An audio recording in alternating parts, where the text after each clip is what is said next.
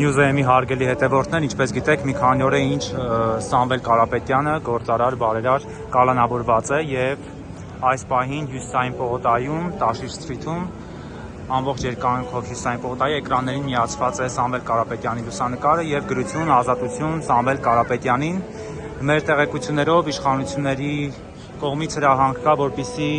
այս էկրանները, այս գովազդները, այսպես ասած, անջատվեն։ Սակայն 1 ժամից ավելի է մեր տեղեկությունով, որ հրահանգ է իջեցվել,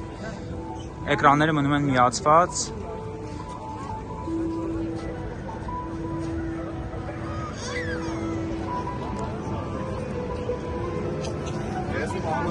Նաև տեղեկացանք, որ իրավաբանական թիմը այս պահին